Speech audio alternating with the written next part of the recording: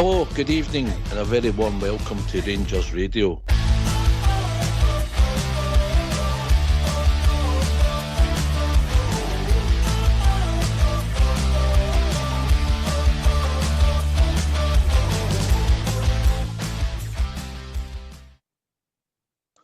Oh, good evening, welcome to Rangers Radio. Join myself, Fixture, on the show this evening. So, Linda, evening, Linda. Evening, Oxter. Evening, all the listeners. I hope you're all keeping well. Yeah, I'm good, Linda. How about yourself? Yes, I'm fine, Ox. A good win at the weekend, and it cheers you up, and it keeps your weekend ticking along nicely. Yes, and a valiant effort at the Solheim Cup yesterday after a bad start. Nearly pulled it back, but not quite.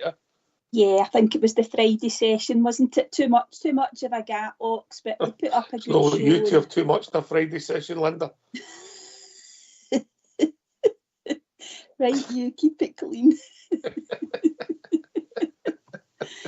Yes, a valiant effort, but not enough. So it's good competition. All match play is always good, isn't it? Yeah, absolutely. And looking forward to the Ryder Cup next year and see if the Americans can get that back. But we'll see. You need to watch the golf courses at this moment in time. They're dangerous places, but that's another story. Anyway, look, a good result yesterday. Give us your thoughts, Linda. Yeah, I mean, it was a vital 3 points, wasn't it? And I just, we were talking about the fact that we just needed to get back to winning ways. Overall, it was, as I say, it was all about getting the win. But when we scored after the 7 minutes, she just wanted them to push on and get another couple of goals to make it more comfortable for us as fans, I think. And we always say that. But I just would have liked, as I say, to get even a second goal just to put the game to bed.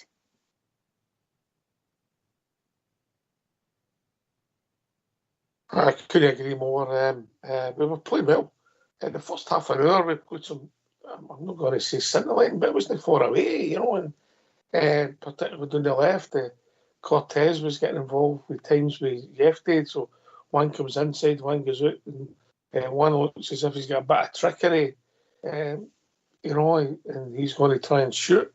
The other one just keeps going all day down that left and just tries to keep it simple, and just get his foot in it and put it in, yeah. And it's effective. And look, there was one cross yesterday, I think it was a throw in, but it's still an excellent ball in. And it's an asset we've got down there. And that boy who I thought at first, I thought, I'm not sure. I'm warming to him and he looks better every game. Yeah, I think you're right, Ox. And, he's kind of made that shirt his own. And I know Yilmaz, I don't know how far away he is. I think he's back training, he's on his own. But I think young Jefty's, it's his shirt to lose now. And I think what the fans have all taken to him, as you see, he's got bags of energy and he's obviously been instructed to put the ball into the box as much as he can. Obviously, we want the quality delivery. But yeah, I think he's fast becoming one of the, a favourite with the fans. And settled in really nicely now, Ox.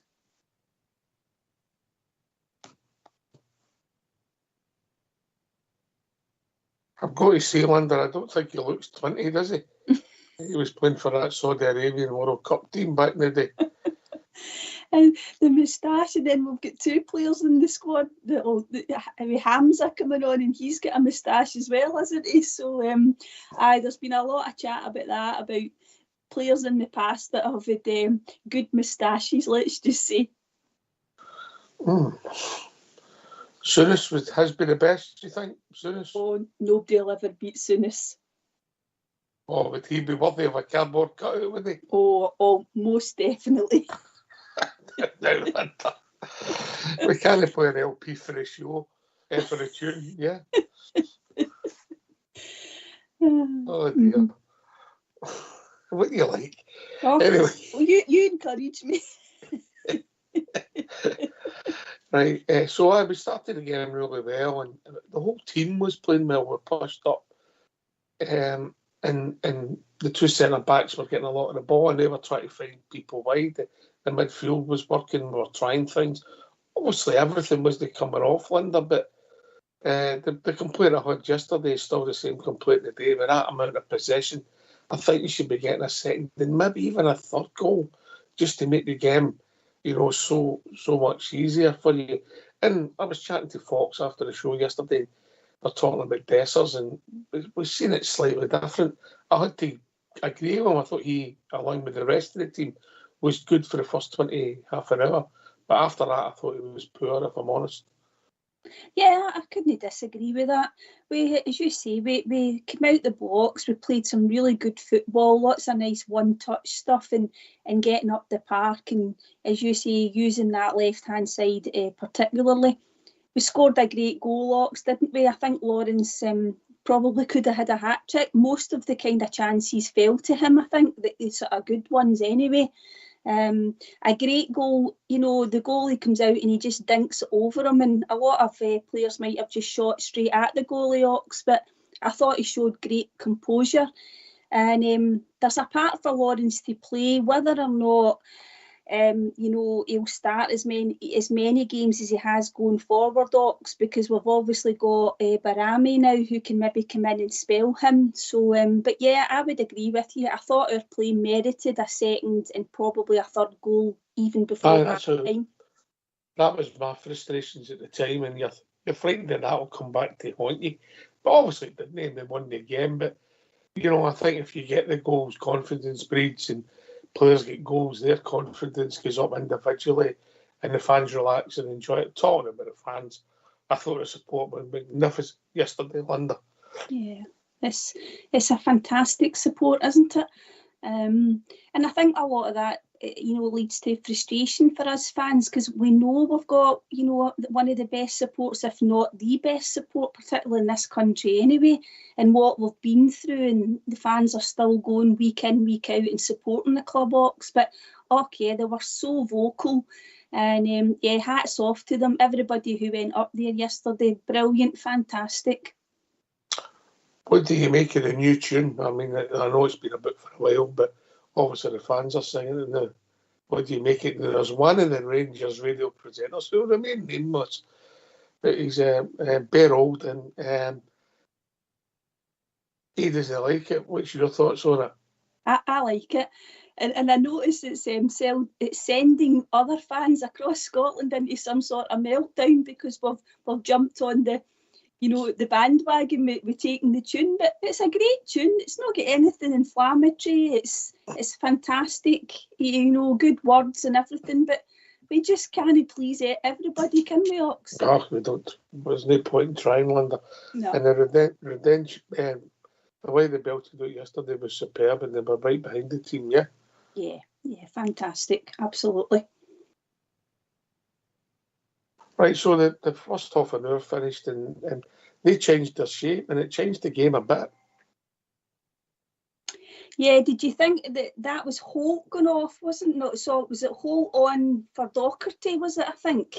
Nah, they went for a sort of 4-5-1 or a sort of, I don't know, it was like a 3 or 4. They were trying to have 5 at the back. It was like a 5-4-1 or a 5-4-5-1. And then they went to a traditional 4-4-2 with the 2 forwards up, which meant that our defenders didn't have as much time in the ball. Yeah. And it was noticeable, huh? Yeah, they were putting us under a bit more pressure. You've got to give them a bit of credit, I suppose. It's good when, isn't it, the manager for recognising that. But we didn't seem to get the same sort of momentum going forward, and I don't know whether we could have maybe done something to counter that, Ox. I'm not sure. He wouldn't have made a substitution, but you just wonder if something could have been done on the field, I think. I'll tell you how you counter it, Linda. What, you get a second goal? Exactly. Put the ball in the net. Agreed. Put the ball in the net, yeah? Yeah. And then systems and that fall apart sometimes, and the game becomes simple, especially when you're at the top as much as we were. So the second half started, and obviously I'll let you announce when you play, because you think it's a silent J. How you pronouncing it? Barami. He came on for Cortez. I can manage Cortez. who the manager had indicated wasn't going to last that long. So hopefully Cortez is fitter for the run. Yeah? Yeah. I thought he did okay in the first half, Ox. There was one particular one, I think it might have been Lawrence that was running through, and he just delayed the pass to Cortez. And if he'd given him at first, quite early, he would have been running onto the ball, but he had to check his run and he hit it right at the goalkeeper. But like you said, I thought him and Jeffrey were quite bright on that side. I think when you get with Cortez, you'll get a few shots coming in, Linda. Yeah, I think he's got that when he's wanting to cut in and he's gone for that shot. And, so it looks as if he's got a wee bit about him. But we'll see, because we've not seen enough of him yet. But good to see the boy getting a run out. It's good to see him back and good to see him contributing. Rami, come on, at half time, I thought Cortez was more effective than him. He had a couple of passes, but we never really seen much of him, did we? No, and I think the manager was just alluded to that after the game, didn't he? That, he'd only had the 1 or 2 training sessions. He didn't even know half his teammates' names. So I think he was quite quick to make sure that he was putting some context around that. But we've signed him, we've paid quite a bit of money for him, and we're all quite excited to see him. But I think he's better in the middle, Ox, from what we're led to believe. Number 10. Yeah, if you're true to form, I'll end up playing it right back. But why do we do that? We sign that. We pay what, £4 million or something? No, maybe just over 3 million for him, and we bring him on and we play him out of position. But I think he can play on the left, Ox. I think he can. Aye. So listen, the game was. There wasn't a lot happening. They came into it and bare throw-ins and try to get a ball in for set pieces. It never really troubled us. One deflected effort, one effort for a corner kick. Yeah. We broke away at times and we played some good stuff and decent moves. And we should have again maybe took the opportunity to score a second goal. We never. But the big talking point was the substitution that happened when we took our centre forward off. London, how you pronounce it, Ngami? It's no eggs and ham, is it? I think it might be Eggaman. I don't think it's... All right, I'll do it. Aye, but we could just call him Hamza, because that's a lot easier. Yeah. Nah, I'll keep away from Hamza if you don't mind that. But we were all delighted to see him, weren't we? Don't think Dessers was too chuffed at going off, but the thing is, Dessers has played a lot of football, and it's about time that we had somebody who's going to actually just give him a rest at times as well. I'll be honest with you, Linda. I thought Dessers was awful in the second half.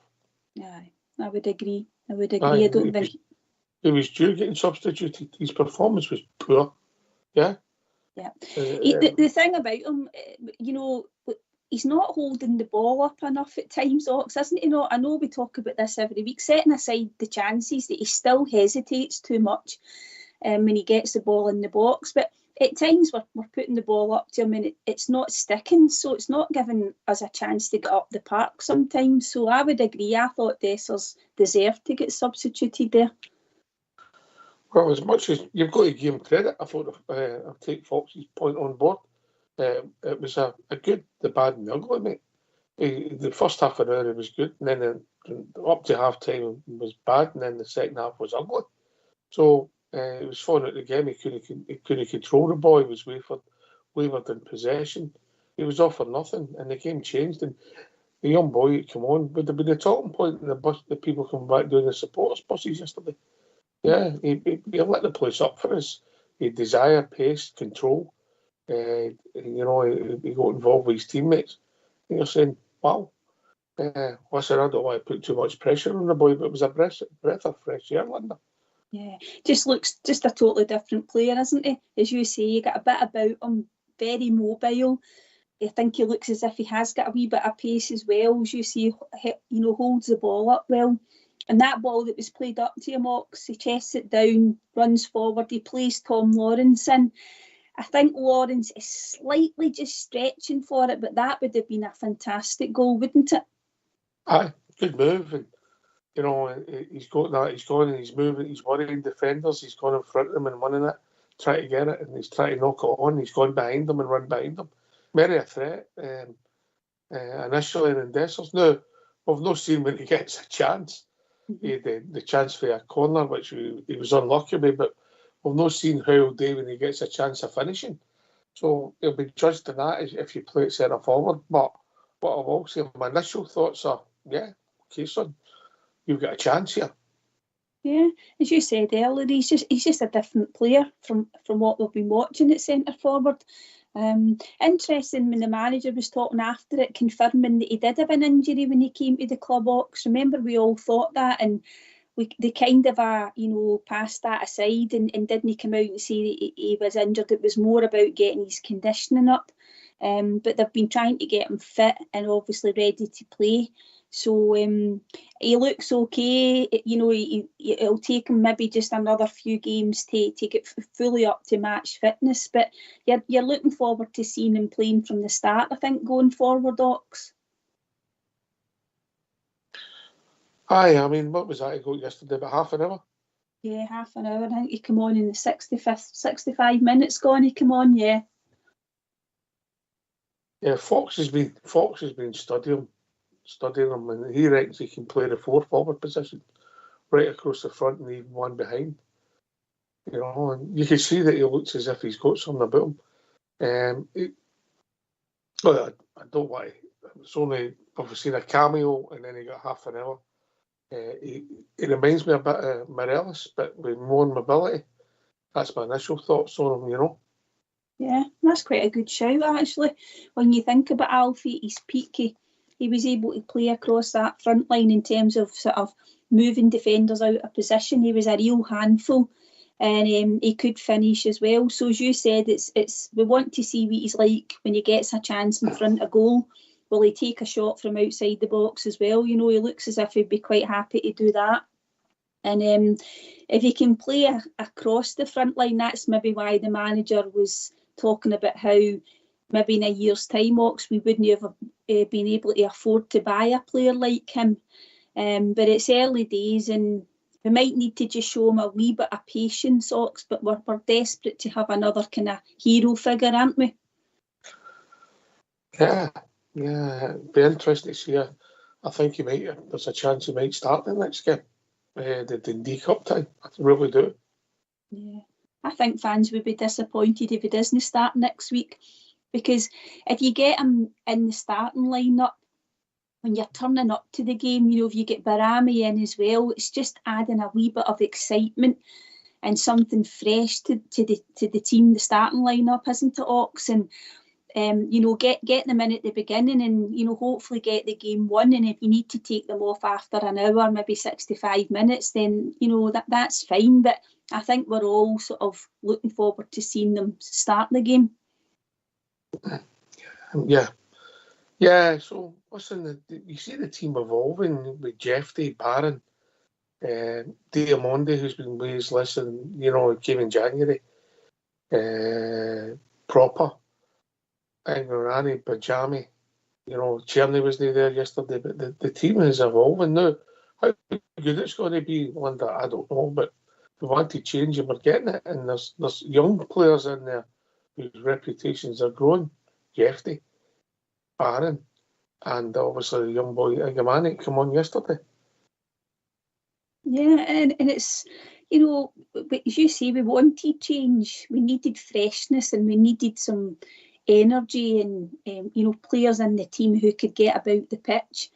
We're desperate for them to do well because we want obviously our team to be successful. We want to see some decent football too, Ox. And I know on Sunday it was all about getting the result, but we do want to see some goals scored and we want to see teams being killed off. We want them to play good football because when they come up against better opposition, as they're going to over the next, particularly when the Europa League's fixtures kick in, we want them to play better so that we can get some good results going forward. Yeah, listen, Saturday's another big game. It's a special game in this season because we're back at Ibrox late. So that's a factor. Hopefully there'll be a bigger crowd than normal, particularly the time of the kick-off, then we would maybe get in a League Cup tie at this stage of the competition. So we'll hopefully get a big crowd there and get behind the team. And then we win again, and then you roll to the following game, and then Europe starts and things are starting to move, Linda. Yeah, absolutely. And a lot, obviously, for all the new players who've come in, this is going to be the first time they'll have played at Ibrox, been to the stadium. You've got somebody like Connor Barron, you mentioned there. By the way, I thought that was a horrendous tackle on him, and that boy was lucky not to get sent off. I can see why it wasn't a red, but I think if the referee had given the red card, Ox, I don't think VAR would have asked him to have a look at it. I think they just went with his decision. It was a late challenge, and he caught him. I think the only thing that saved the boy that was the angle, he's fit. Yeah. You know, if he'd have been off the floor at all, it's a straight red. Yeah, I was looking for a red initially, Linda. When I seen it back, I always think to myself, right, what would I accept if that was your team? Now, I know that we get booked for everything, but I thought, okay, a yellow was fair. I get the fact that other people might have a slightly difference of opinion, but if you had a second card in between them, it'd have been worthy of that. Yeah, aye. No, I suppose that's a good point you make, but I just get what people thought it was a red. It wasn't a great looking challenge, but he was on the ground. If he'd have been up, it's a red card all day long. There's a chance that you might see a similar type tackle and there's a red card at some point in the season, and people will hark back to that one and say, well, why wasn't that a red too? But you can see, why he gave the yellow. But I thought the player was lucky. He got substituted, didn't he, quite quickly? Aye, he was off at half time, didn't he? Aye, yeah. You know, listen, I wouldn't have been arguing if a red card had been given, but I just looked at it again and thought, all right, I get that. But look, did also accept Chris Boyd's point at half time when he says, well, there was a guy sent off for no contact in the St Johnstone and Hibs game, and I think he spoke perfect sense again, Chris. But aye, talking about the referee yesterday, there was 2 or 3 fouls in that whole game, and how many players ended up booked, Linda? Was that 10 yellows in that game then? Was it 10? We get 6? Aye.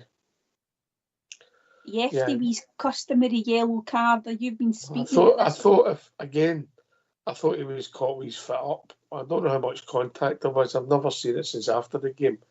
But I thought my initial thoughts were, all right, that one you can see why it was given. The Stirling one also, but the rest are all just pretty nonsense, isn't they? You just wonder if the referee was watching the game the night before where there was the record number of cards given out. Was that the Chelsea game? Some of them were for nothing. It was 14. For people joining us, we're keeping our eye on all the boardroom stuff that's going on this now, and we'll maybe speak about the chairman. But obviously, we're just talking about the match just now, and we've got a week to talk about boardroom stuff, and we know that it's developing and bubbling away. So we'll keep our eye on that one, Dara.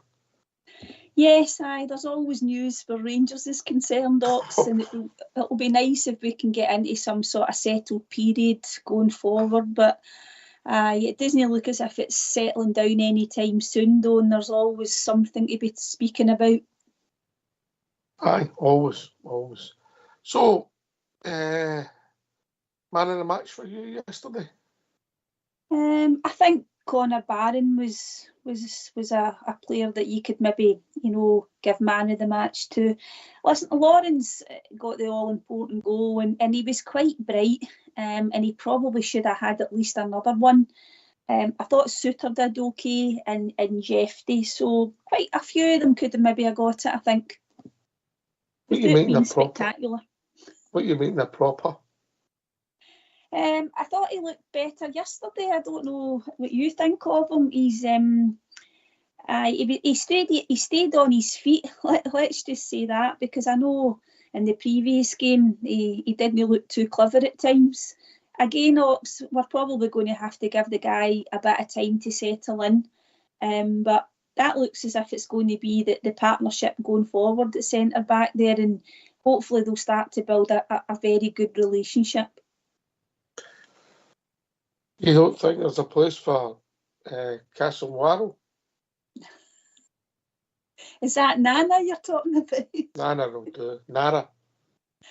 I don't know, Ox. I mean, we've not seen anything of the guy, haven't we not? And Well, he nearly got in the park yesterday. yeah. Do we even know what his favoured or his best position is? I don't know. Do you? No, I said he played a few games at right back last season. I thought we were initially signed him. We were bringing some pace into the centre back position. But we'll most likely play him outside right. Yeah. Or centre forward. And we've not seen anything from the big guy, Enciala. And I don't know if he's just been, he's definitely one for the future or, but I think we expected to maybe see something of him. He wasn't even on the bench, wasn't he not? Is it that is centre half for AC Milan? AC Milan, yeah. Yeah, he's a boiler in his trade land. I've seen that at Birmingham, yeah. Yeah. He brought in potential to see where it goes. I don't know if he's ready for the first team, but things can change quite quickly. But he's got pace, power, really raw. Yeah, and learning his trade, his positioning was real raw. So he needs to go and play some games. I don't think he's ready for the Rangers first team. Only what I seen that night. He might appear Saturday and we all have to eat humble pie, but that's my take on it. We'll see where it goes with the young boy. That's a fair assessment, Ox. I think the manager was quite open about the fact that we brought in potential for the future in some of the positions. It was all about as well reducing the age of the squad and reducing the weekly wage bill as well. And they've achieved that. And it's just a case of now, as you said earlier, letting the new players settle in, and let's see how they can kick on. Aye. As a young squad, when you take a couple of players out, and it's changed. Obviously Yefty's not that much younger than Ridvan, but he is compared to Borna. You've got Connor Barron for Ryan Jack. There's a generational thing there, and then if you've got Ignami for Dessers playing, there's quite a gap between them, and then Diamandi's a young guy. We didn't have anything potential young, developing stars, if you like, potential stars. I'm not saying there will be potential, but all of a sudden we've got some guys who are showing promise, Linda. We're not saying with a finished article, but they're showing promise. Yeah, I would agree. I mean, somebody like Connor Barron, I'm not so sure we thought he would have played all the minutes that he has played. But the lack of options for the manager, particularly when Raskin was out, his hands were tied there, and probably had to play Barron and Diamandi, as much as he has, because he didn't have any other options. I think everybody's been pleasantly surprised with Barron. We knew he was a good player, but he's just he looks as if he's really enjoying playing for the club, Ox, isn't he? He's got a great attitude, and I think we're all hoping that he'll go on and have a really good Rangers career. I think he's everything he's got, and he covers some amount of territory, doesn't he? And he doesn't hide. He's trying to go on the ball and make things happen. Obviously, the more passes you make, the more mistakes you can make, Linda, but he's not hiding. Never hiding. No, he's not, and as you say as well, he's on the ball a lot. He's learning too. He's now. He's established himself in terms of getting into the Scotland squad as well. I mean, we quite happily, if we didn't have anybody away in international duty, but that would have done him the world of good. He's getting on that type of stage too. Diomande, I think, is maybe just not quite kick-started his season yet, Ox. I still think the midfield need to chip in more with goals. And when Dio came to the club the first few games, he did score maybe 2 or 3 goals, and we thought we were going to get that from him. But I don't know if it's a case of he's maybe not getting far enough up the park at times, Ox. No, he's got some wee flaws in his game. Like when he goes back, he's beat them once and sort of goes back sometimes, and then he gets caught dallying in possession. You know, these are things that you'd look to think ironed out as you play more games. And obviously he's got some new teammates about him, so he's still trying to build relationships with them. But has he been fantastic this season?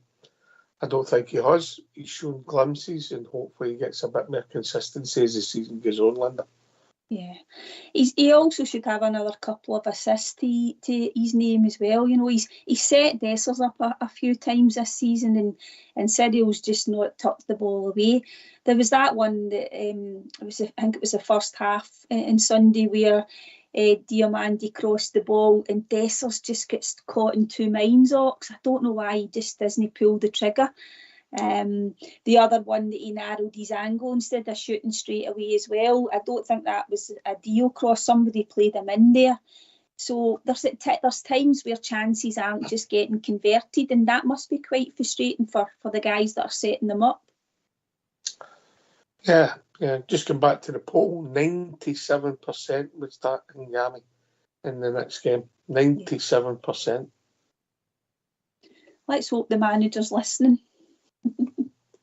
That's quite strong. Is that a testament to how well he did yesterday? Or is it a testament to how poor Dessers was in the second half yesterday? I think it's a bit of both. I think if Dessers actually maybe even scores yesterday and plays slightly better, I think we're all of the opinion that we can't be playing him in every minute of every game, Ox, and he can't start every game either. There has to be a freshness. And it's also to help Dessers out as well, because if you're starting every game and you're playing nearly every minute of every game, you do start to get a bit of fatigue. So I think it's probably a combination of both of those things. I think everybody needs a bit of competition for their place, eh? Yeah. And unfortunately, we thought maybe Danilo was going to be, you know, throwing his hat in there as well, and hopefully he'll be back, you know, in the next maybe few weeks. I think the manager said at least 4 weeks, and we get him back in contention for the domestic games. And it won't do any harm to have him competing for that forward place as well. All right.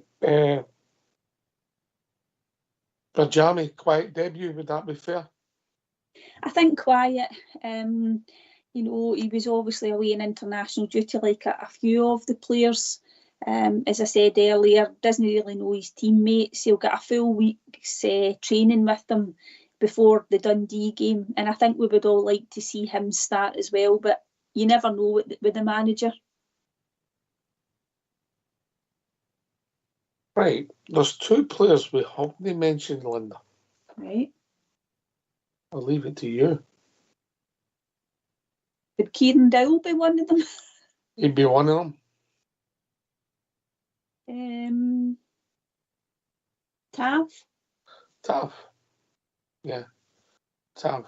I thought Tav done okay without being outstanding. I'm not saying he was man of the match by any manner. It means maybe a 6. But I thought Dowell, his appetite for people just running past him, just dangling a leg out. I know he's playing out of position. I know he's not in the front three playing wide right. But you're still going to do the basics, Linda. I thought he was poor yesterday again. He had that one shot, didn't he? In the first half, Ox. And got to say to you, I can't remember any other influence or impact in the game that he had. And there was a lot of eyebrows raised when we saw him in the starting lineup, mainly because we just expected to see the new guy coming in. You don't want to be too harsh on players, Ox, but Dowell is not really, he's not cut it at the club at all. And I think if he had gone in the summer there, I don't think anybody would have batted an eyelid. But as you've always said, the player needs to want to go and somebody has to want to buy him. So he's fortunate to be starting a game like that, I think, at the weekend. Yeah, I think he's good, but this season and next season on his Rangers contract, I believe, and we'll struggle to get rid of him, because I don't see him playing that many matches. He's no influenced. I think his last start was away at Ross County. Yeah? Yeah. You know, he had that wee spell, Ox, didn't he? Was it just kind of was it after the winter break or last season? It might have been before, in the games during this New Year period, where he played really well. We were away to Motherwell. I think he set one up and he scored. And then he got injured, didn't he, when they were away at their camp? And he's not had a lot injury-wise, but I think he probably had a history of maybe sustaining injuries. But the one where he's done his ankle in, Ox, that was very, very unlucky. Yeah, something was up, didn't it? Something was look up. Do you think Tav now, all the rumours are probably that's that finish now, because he's not going to be leaving, isn't he not? So I think, is that all the transfer window shut now across Europe? I think so. Beyond? I think so, unless they change the rules. With the Man City thing, yeah. Yeah. All right. So do we just need to give him the opportunity to hopefully get his form back and get on a more consistent basis, and we've just got to hope that he can pick up again, and perhaps let the manager will need to be true to his word and not have to play him in every single game, because I think he said that the days of people like Tav and Golson playing like the 60 odd games, that can't happen again. Yeah, it'd be interesting to see how it pans out going forward. Listen, I wish him all the best, and I think he deserves to leave in his terms. You know, he's been a decent servant for us in our history. But you can only get in the next game, if your form's right. You know, I don't think he's been great this season. Well, past March yesterday, we move on. I didn't think Sterling was fantastic when he came on yesterday, and I've championed him on here. We played him on the wide right position again yesterday. I didn't think he had a good game, and he got booked for a silly challenge, yeah. And he's no looked as robust as he did this time last year. His physical, maybe he's just not got his rhythm yet, but I don't think he was great yesterday. But the left side outshone the right side yesterday, particularly in the first half, Linda. Yeah, definitely. I don't think Sterling's had a particularly great start of the season. Look, there's not a lot of them that have. You know, we've had to be honest, and some of the players just haven't been at the races. But they are a new team, and we're trying to be patient with them. I don't know if Sterling's just become the victim of somebody who's not been able to nail down a settled position, because we've moved them around so much, Ox. So maybe we might need to cut him a bit of slack as well, and let's hope the manager picks a position and plays him in that, whether that's from the start or bringing him off the bench, instead of moving him all over the place, really. Yeah, right. We better these phone lines open, right? But what we're asking you is, did you see any signs of improvement yesterday? You know, we've had the hangover for 2 weeks. And we were out yesterday, and there was another hangover when we seen the team. It didn't excite people, Linda. No, it didn't, because we were looking to see a couple more of the new guys. And when that didn't happen, I think people were just a bit disappointed. But the way we started, I've got to give credit where it was due. The first half an hour, we were excellent. Yeah, agreed, Ox. Definitely. You know, so, but what we're saying is, did you see signs of improvement, and did you see a positivity with some of the new players coming on? Yeah. So we'll ask that at the callers. So let's hear from these. Why don't you give us a call on 0141 356 1972? It's your show, it's your platform. Let's hear from you.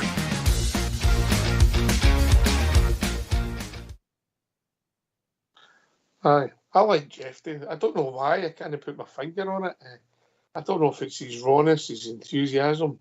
You know, there was one in the second half, Linda, when Bajami got the ball, and he just bust a gut to get by him and go down that left hand side, and they're saying, "Wow, well done, son."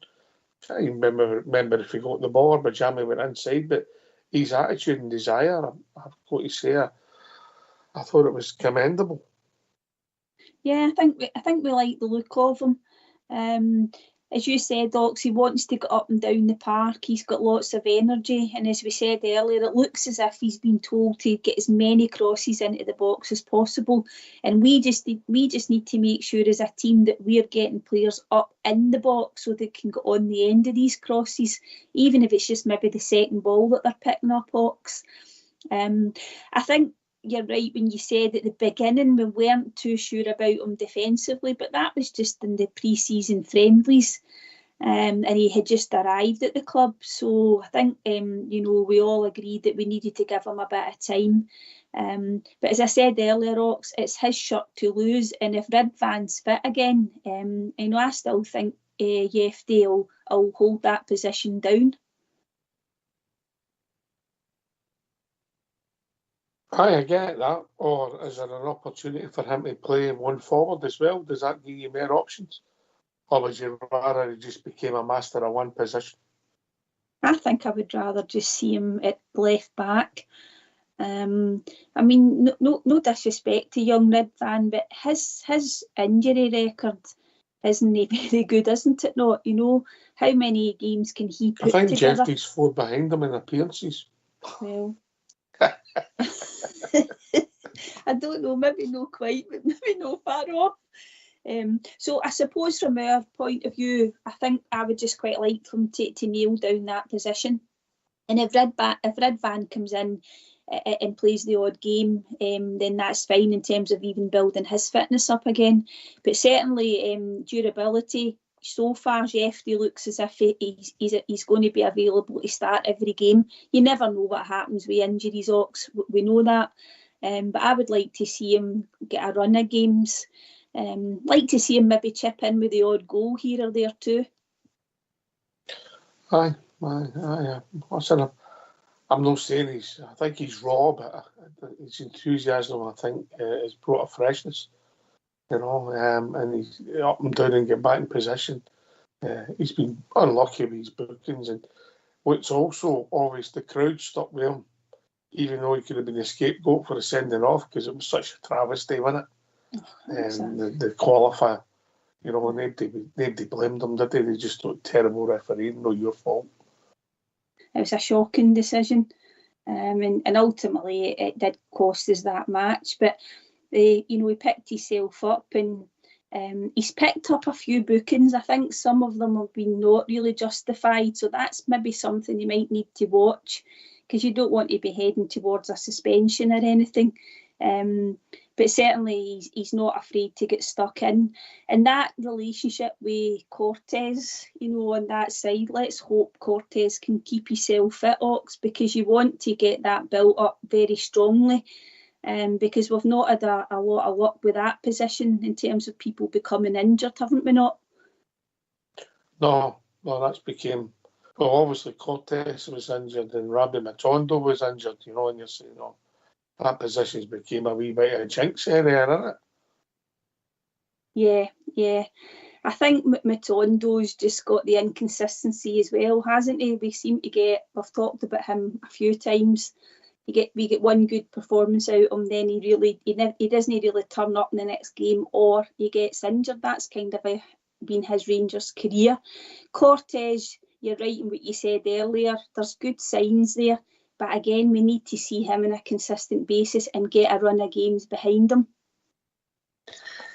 Yeah, and obviously with the bad break with Cherny, at the weekend, yeah. Yeah. He just can't catch a break. I mean, when he wasn't in the team, we thought, God, has he picked up an injury? But then the manager said he was ill. So, let's hope he's over his bout of sickness.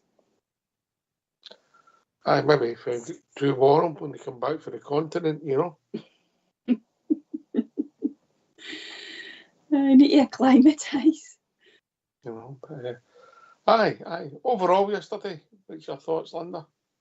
Yeah, overall, as I said, good to get back to winning ways. We would have liked a few more goals, but it was just important to get the 3 points, Ox.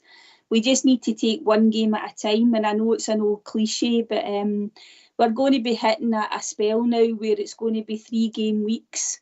We're going to be playing a lot of games on a Sunday, which isn't sometimes favourable. As you said last week, some ridiculous starting times as well. And a massive game for us next weekend, because you want to get to the semi-finals, you want to get to Hampden. Aye.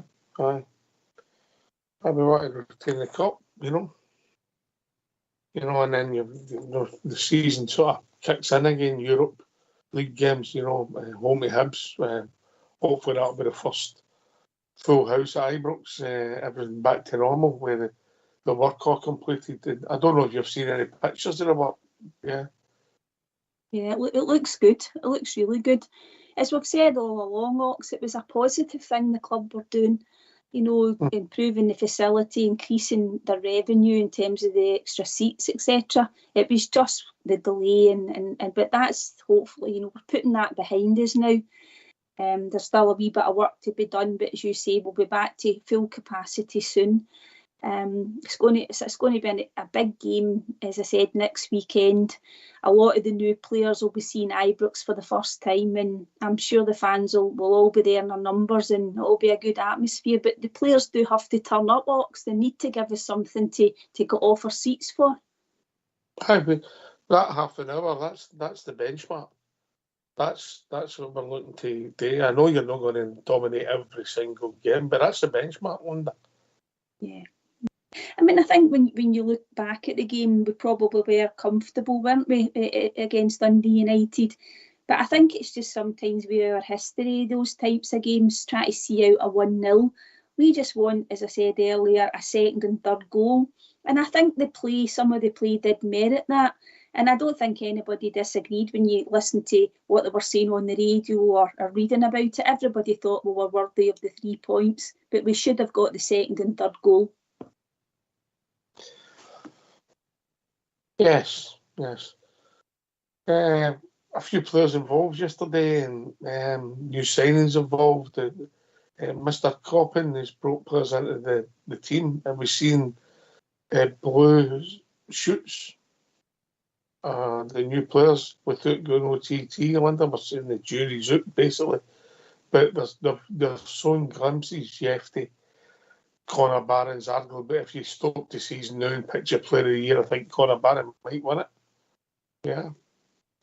We don't want to get carried away. But no, we're just saying right. Blue shoots, yeah? Blue shoots. Yeah, absolutely. I totally agree with you, Ox.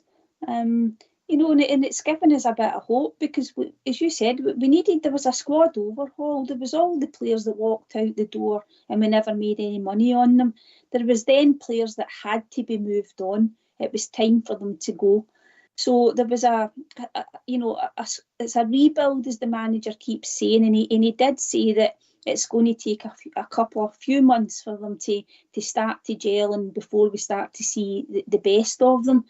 But yeah, definitely when you think about the average age, you mentioned, Barron, Jeffy, Diamandi as well. The manager's been raving about him and how this isn't his last stop. He's a player that they think that they'll be able to sell for a profit later on.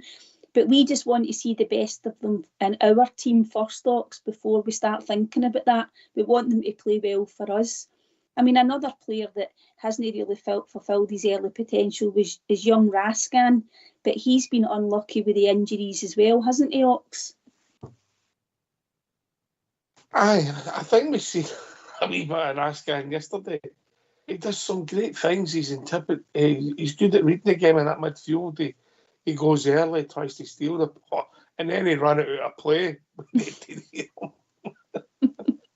Yeah, aye, but if he gets fit, he can definitely bring something to the team and the squad, Linda, yeah.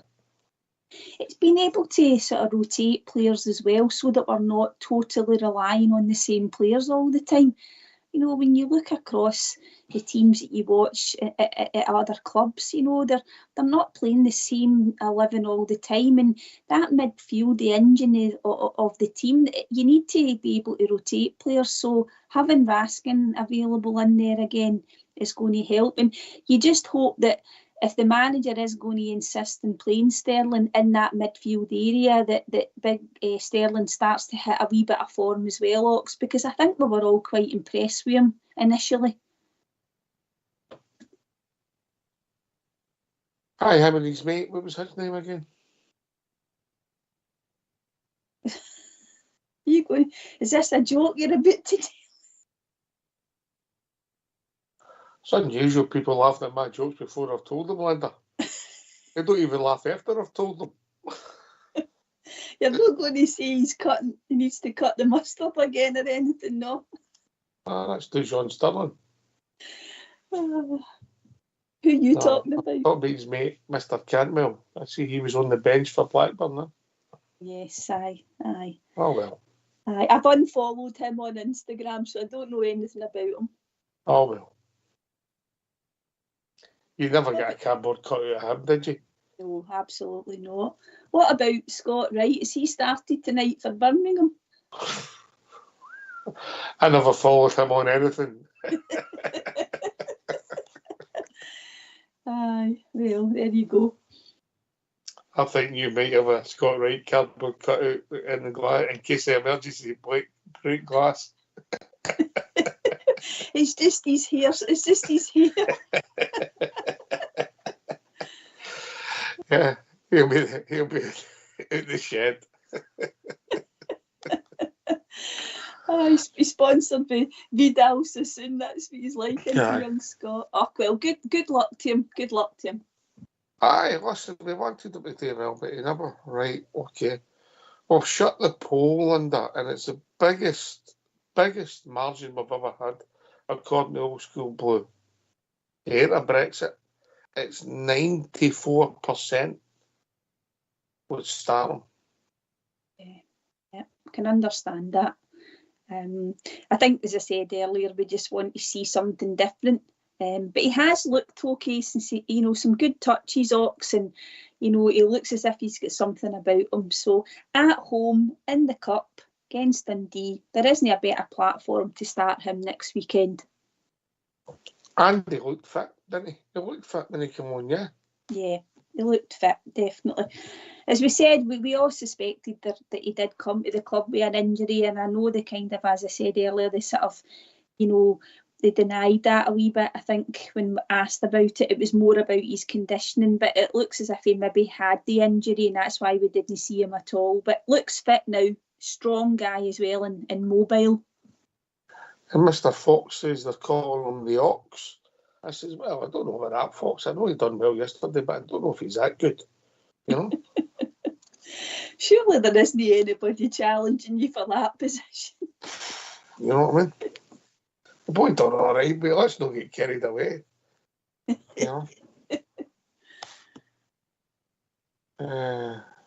Right. No, all right. No, I've had missed Old School Blues come back. It isn't the biggest margin we've had in a poll ever. Beale's time up at Rangers. Yeah, 98% it was back in the day when we had that poll. Yes, I apologise. Maybe the second biggest. But that just shows you how good the boy done in his half an hour yesterday. Yeah, that people want to see him. It's a compliment, Linda. And by the way, it's maybe a compliment to the recruitment staff that we've been blindsided by this, and sometimes because we don't know them, we don't see them. There's a process. Sometimes it'll work, sometimes it won't. And the initial thoughts are, yeah, okay, this boy's got a chance, yeah. Yeah, I think when Clement was asked about him, since the guy came to the club, when he started training and they were getting to see what he could do, he was saying that what he said was he was doing interesting things in terms of being on the ball, etc. And that was all he really said, and that we had to be patient and get him up to some sort of fitness. So, as I say, the manager did say at the weekend when he was asked about Hamza, about the fact that we had to sign him, Ox, because we couldn't afford them in a year's time. So let's hope that he does continue to show good stuff, and in a year's time there are people knocking the door down to pay lots of money for him. But let's get him into our team first. We're not want to look too far ahead. But I want to see him score some goals as well, Ox, because that's what a centre forward, if that's his first choice position, that's what you're judged on, isn't it? It's the number of goals that you score.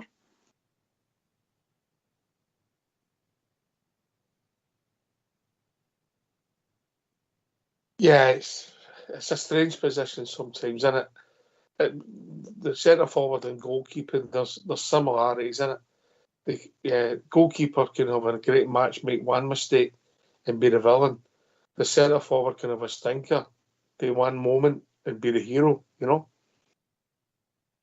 And that's what we're actually looking for our centre forward. We need a centre forward that can tuck away the chances in the big games.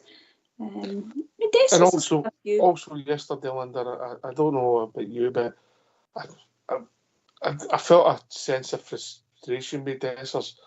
I know that sometimes he gets fouled, and I know that technically, you know, even that one just before half time he went through, there was a shove. But it was part of the game. It's a physical game, and sometimes he goes down a wee bit easy. And I think that you felt that vibe for the crowd yesterday when they just didn't keep the ball a couple of times, that they were getting frustrated. And they liked Dessers because he's always shown a positive attitude for us. But the frustration was starting to, I don't know if you felt it for the crowd yesterday, you know, just before he went off. I think you're right. The one where he got the shove in the back, he's still on his feet. He's still got the goal in front of him. But because he kind of reacts to the shove instead of just thinking, well, I've got the ball here and I can get my shot away, it's just because it doesn't look instinctive. It should be more instinctive than that, Ox, and he doesn't play like that. But I would agree with you. I think that the fans do lose our patience with him. And we've got to remember that he has scored a lot of important goals for us. We're not denying that. But we need more from him, and it's performances like that just frustrate everybody.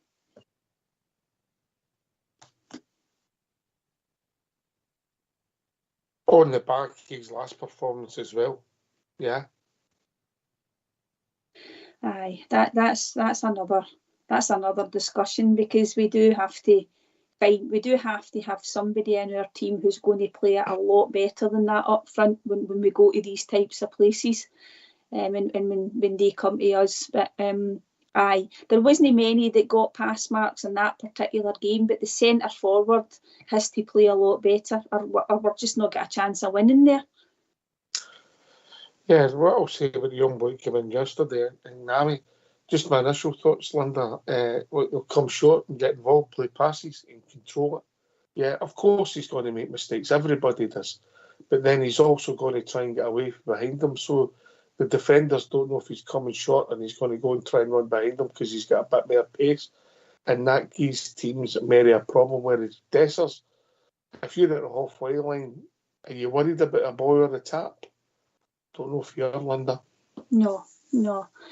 And that's why it is good that Hamza has shown a wee bit of something different there, as you say, Ox.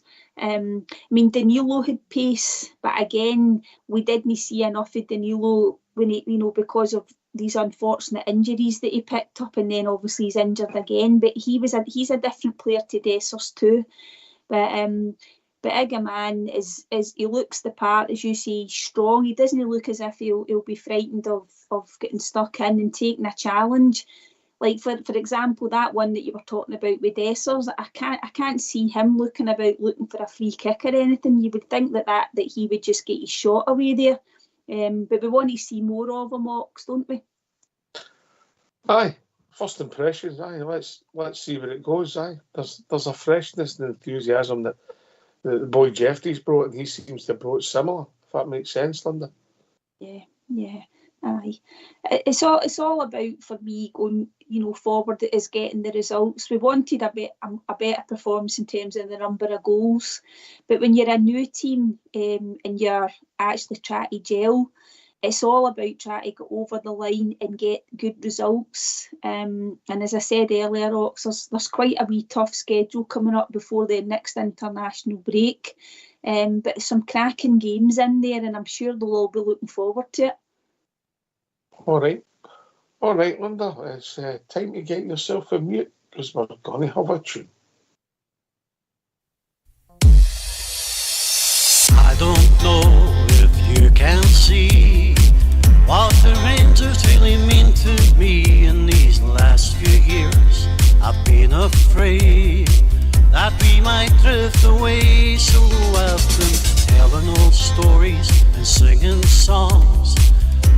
me think about where we came from, and that's the reason why I feel so very proud today. So let me tell you that I love you, and I think about you all the time. Ibrox Stadium is calling me, and now I'm coming home. To think of life without the Rangers, you know that it would make me more sad. Glasgow Rangers, you're everything I've ever had.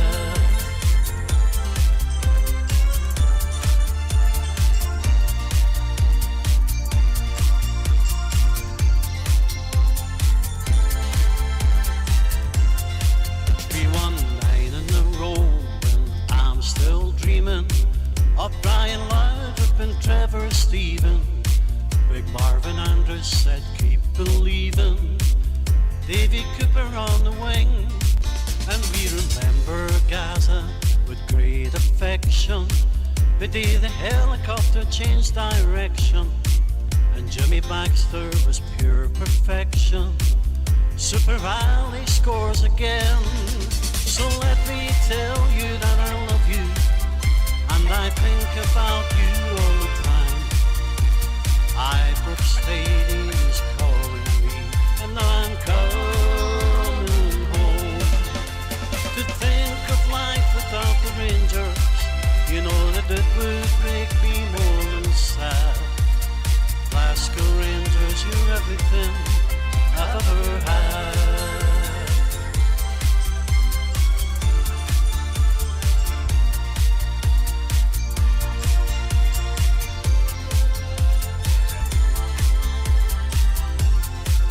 So let me tell you that I love you, and I think about you all the time. Ibrox Stadium is calling me, and I'm coming home. To think of life without the Rangers, you know that it would make me more sad. Glasgow Rangers, you're everything I've ever had.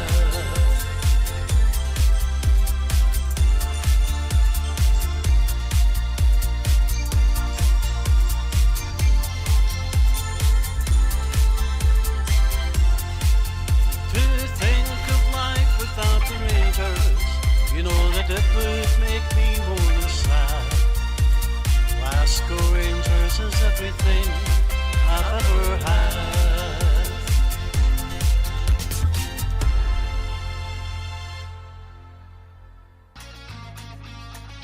Why don't you give us a call on 0141 356 1972? It's your show, it's your platform. Let's hear from you.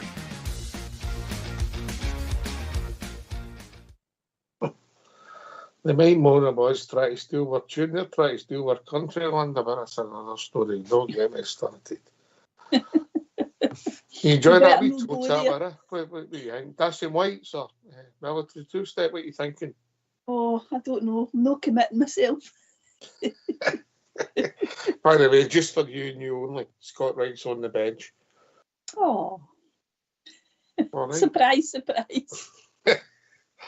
When he was the very last sub-listed, I thought he was injured. No. Anyway, we'll be joined by Smurf. Evening, Smurf. How we doing, Mucker? No bad, no bad.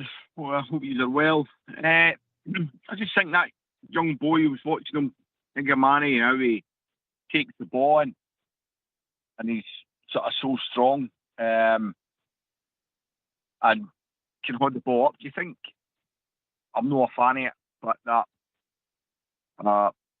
4-2-3-1 formation that he's insistent in playing, do you think he might have more success with that than persevering with it? Do you think Dessers is the reason that system's not working? Because he doesn't fit into it. You know, he doesn't hold the ball up very well. It's a factor at times.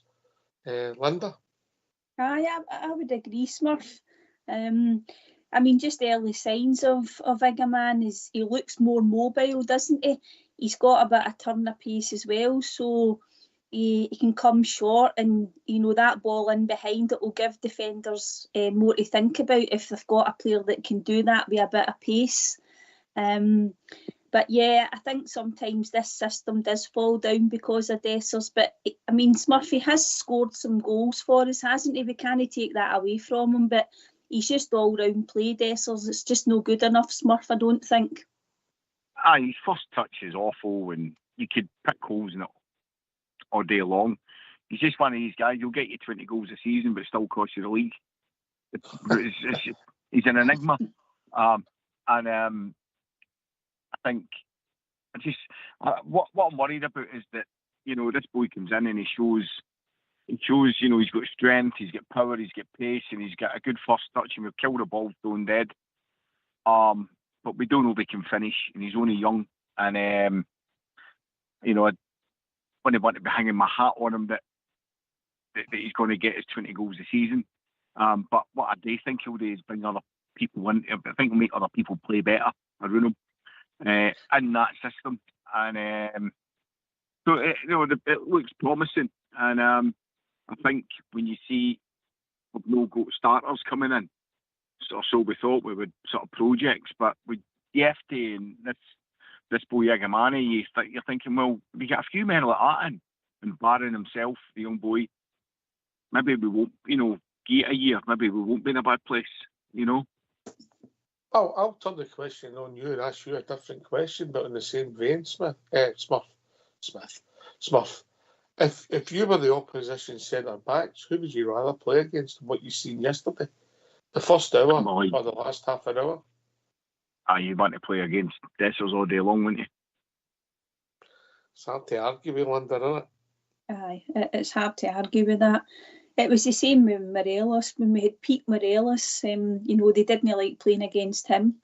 And it is a bit too, early to make comparisons. But Ox did make the point earlier on, Smurf, that he kind of reminded you of Alfie a wee bit. But we've got to see more of him.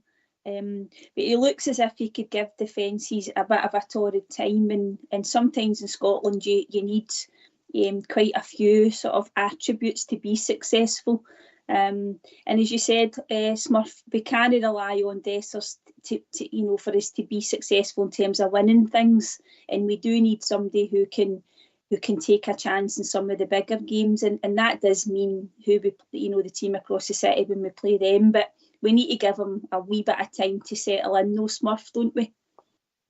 He's only a boy, and but he's got to get minutes.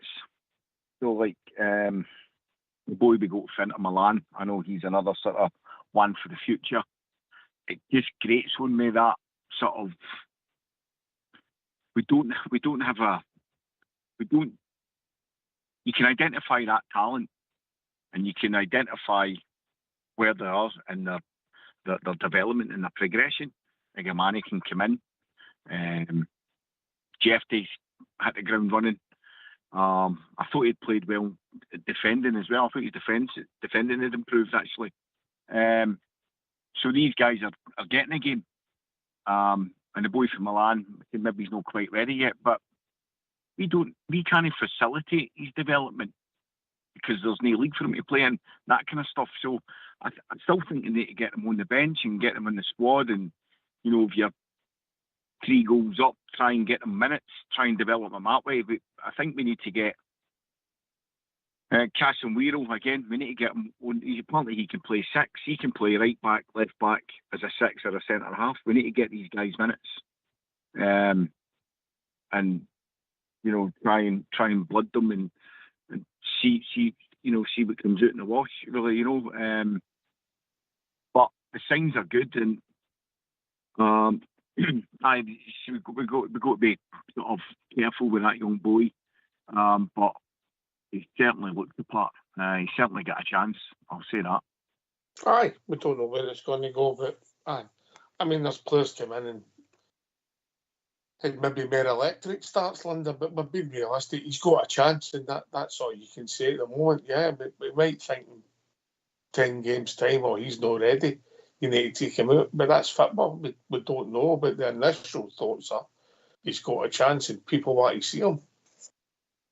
And the thing about that is that we've not got the luxury of waiting a number of games before we can put him in, because I mean he's obviously it was 8 games, competitive games we've played so far, 7 or 8, and we've only started to see him feature, and that was a source of frustration for the fans as well, Ox, because you know we're looking forward to seeing somebody different from Dessers. So that hopefully that's him now, and you know we start to see more of him. I think everybody, as I said earlier, the poll will tell you that will be disappointed if Egaman doesn't start at the weekend. And the other cut, hopefully Cherny's back and we see Barami as well starting, because if these guys can't start in a home game in a cup against Dundee are playing well, I accept that. You know, then when are they going to be able to start? Are they going to beat 2-0 by Ross County the weekend? Right, oh well. Aye. Mm-hmm.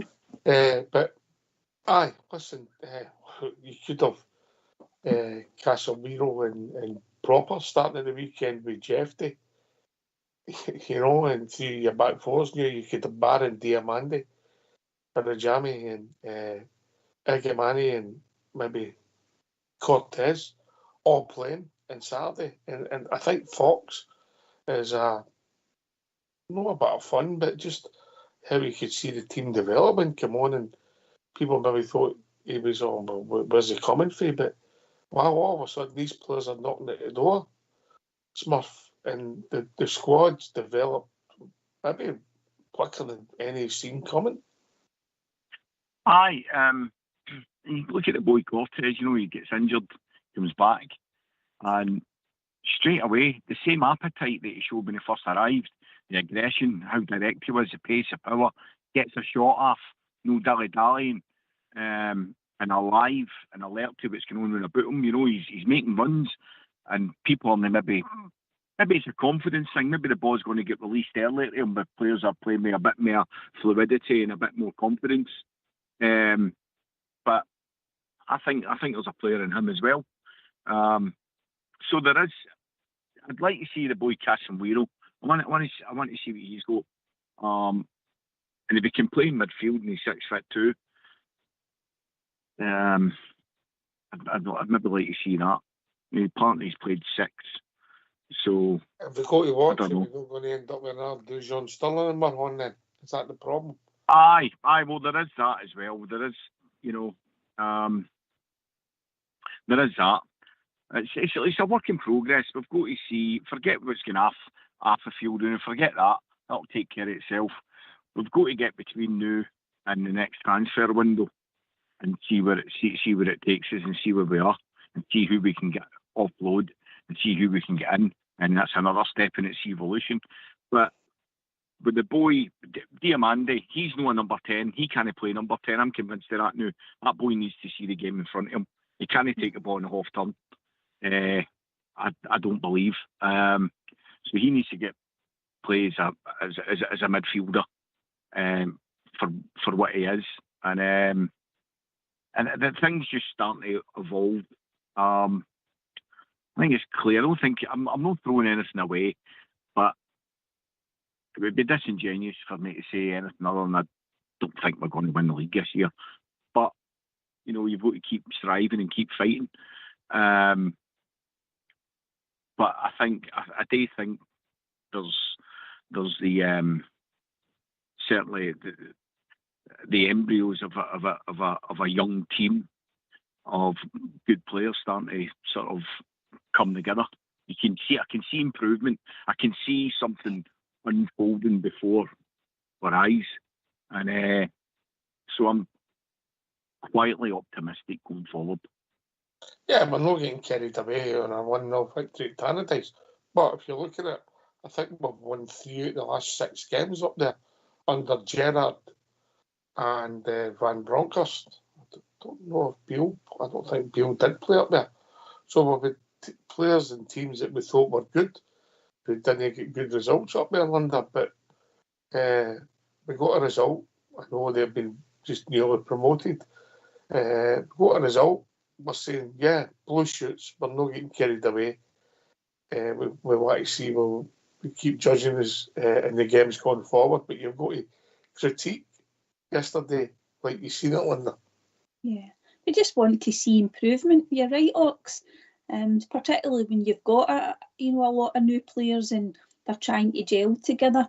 But at the same time, it is important for them to pick up results because, you want the feel-good factor to be there in terms of, getting over the line in games. We want it to be a bit more, comfortable to watch. We would have liked another couple of goals. We've already touched on that.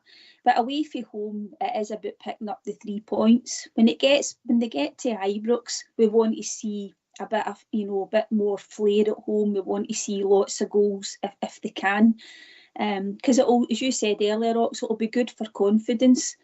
And we want to be entertained, but I do accept that they are just trying to, gel and build relationships.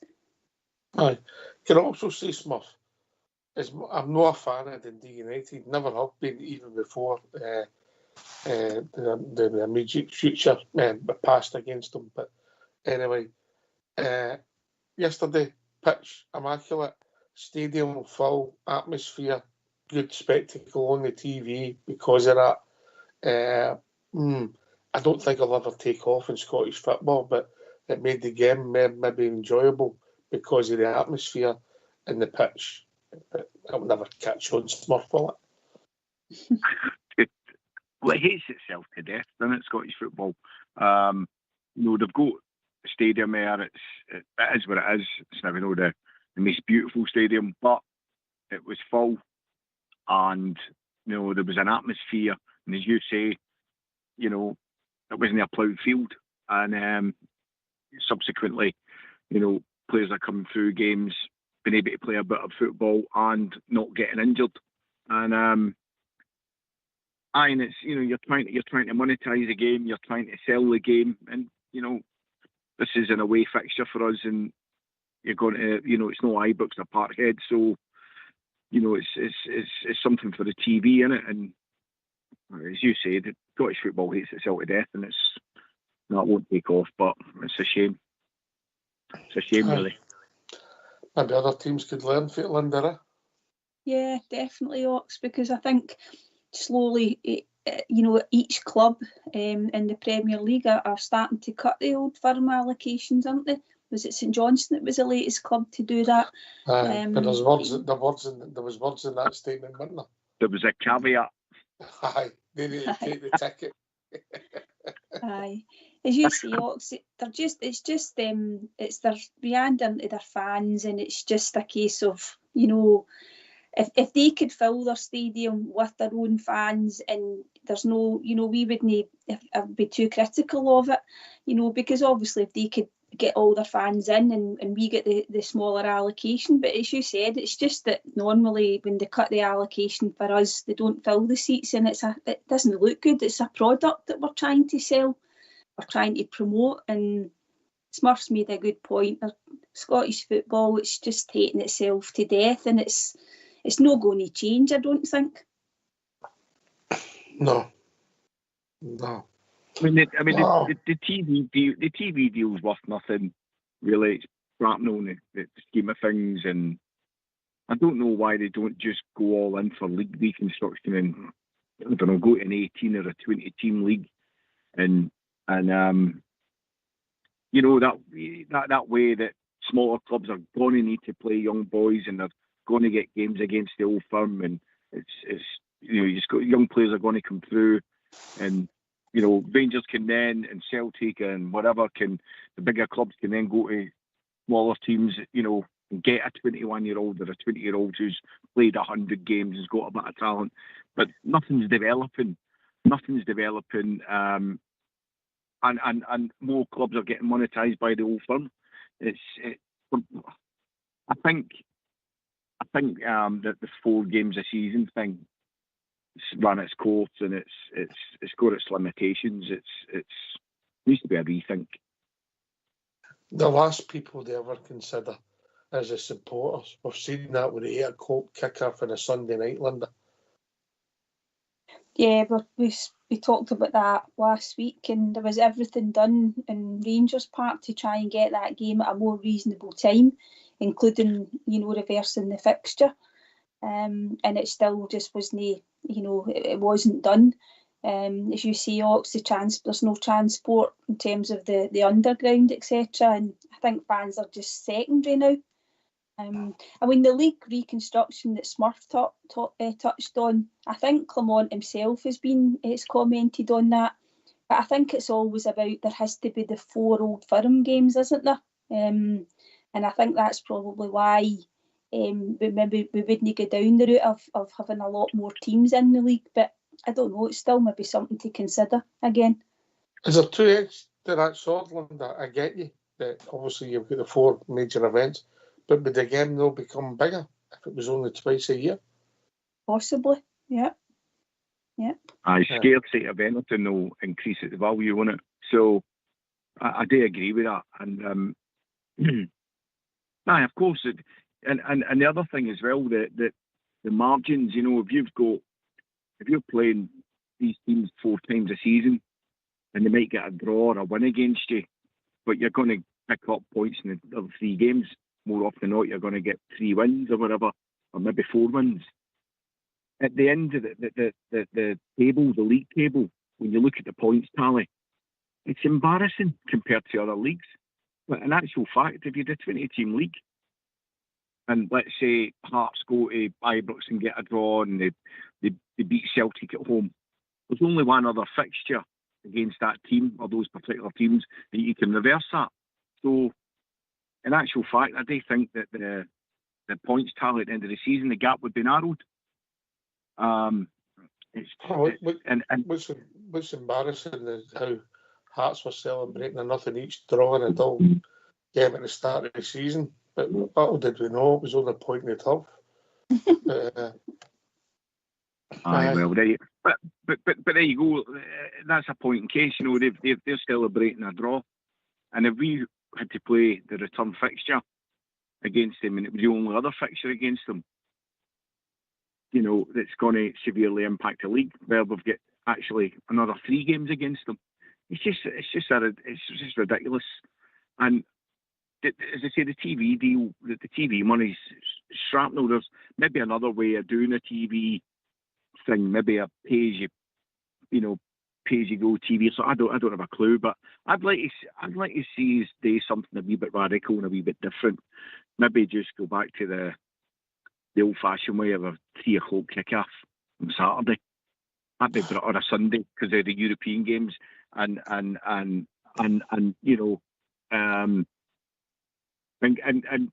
increasing the amount of teams in the league, and maybe things would become more interesting. Maybe people would be more interested in watching Scottish football. Well, I just like a bit of common sense, and I'll give you an example, and I've said it before the last week or so. Great Scottish run zone. Look at the fixtures. There's teams in the Europa League, potentially. Don't have any home teams. It's in Glasgow, the run, so don't have any potential fixture classes for that Sunday. That's common sense and no difficult to organise, Linda. Yeah, definitely, Ox. It's quite astonishing that a so-called organisation that's in charge and they're supposed to be... I'll put it to you, Linda, I wouldn't say this was true, that the person running that organisation is getting over £400,000 a year, and can he see that and can he solve that issue? That wouldn't happen, would it? Oh, surely not. Somebody that's on that amount of money surely should have the foresight and the forward planning in his mind that he would actually be, first of all, making sure that a club is not playing at 8 o'clock on a Sunday night, that the actual teams who are competing in Europe are given as much as an advantage as possible in terms of being able to play well in Europe. I don't mean an advantage over the other teams in Scottish League, but surely you should be actually doing everything possible to make sure that your Scottish teams representing us have got a good chance. It's a person who's not going to be removed from that position because of the type of contract he's on as well. Somebody who's got a notice period that's unheard of in any business. So, Ox, I'm afraid we're stuck Is with that. is that the particular famous 2-year notice period? person. 25 Well, years. I've tried to do my bit for Scottish football, because what I'd done, I took the time today and I sent them a year planner with some crayons, different coloured ones, so he can mark out the blank dates. So when the Scottish runs on, yeah, he can mark that out for next year. It's no difficult. And by the way, I didn't buy the crayons, I got the old ones off of Fox. All right? Right, so Well there, done. it's easily solved, isn't it? Oh. Don't the fox eating them? He thought the purple ones would beetroot. I had to have a word with him. I mean, Ox, our next 5 games, 1, 2, 3, 4, 5. We don't have a 3 o'clock start. We've got a 5:30, a 5:45, a 12 p.m, an 8 p.m, and an 8 p.m. Some Aye, schedule. and when we're kicking off at 5:30, there's another game on in the same competition and on the app on Saturday night. Did you know that, Linda? No. Aye, there is. Wow. There you go. All right, You according think to what I'm hearing, the cranes were only slightly chewed. Right, carry on, Smurf. You think if they, they'd sit down and serious discussions about league reconstruction and, you've got, I know the rest of the teams are going to want 4-0 firm games, but when you let other teams in, it creates other local derbies and stuff. You've also got to remember that with this setup, it's now 50% of the league don't get them. That's true, aye, of course. I mean, it's if they went even if they went to a 14-team league and there was a split, you had to have the split. Well, you would have to have the split. You would eradicate the going to a certain ground 3 times and going to another one only once.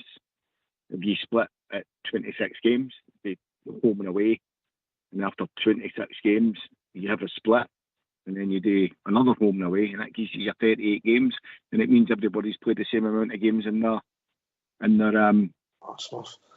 That's too much of common sense. That will never take off. It's just. Look, I'm sitting here. I'm just an ordinary fella, and I'm sitting here thinking, I've worked that out. How can they know? It just beggars belief. Just out of curiosity, European football at the front of it, Just out of curiosity, with the 7-team split, yeah. Aye. How do you play the final? If it comes tight, how do you play the final run of fixtures? What do you mean? There's one team not playing every week, isn't there?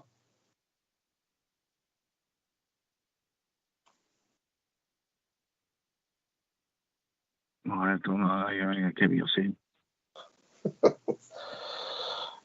We'll get you a planner and some cranes. Linda? The thing is, Ox and Smurf, I don't think there's any appetite for change because, there's a lot of influence in terms of certain clubs in Scotland, and, Rangers asked for a total review of the whole Scottish football and how it's operated, particularly the SPFL. And there was a lot of recommendations come out from an independent report that they commissioned that haven't really been taken up as well. So it's they're marking their own homework, and there isn't any appetite for change, as I said. So unless other clubs speak up and get on board, I think we'll probably be stuck with what we've got. And there was the recent report that came out about youth development in this country as well, Ox, about the number of minutes that players under the age of 21 are getting, and it's very few. But that's another discussion as well. How do we get the young boys in Scotland playing competitive football? So I just don't think there's the appetite for change, Ox. We think it should change, but I just think that the powers that be are quite happy sitting taking their salaries, I'm afraid. Anyway, we're moving into the last half hour of the show. Let's hear from you. Why don't you give us a call on 0141 356 1972? It's your show, it's your platform. Let's hear from you.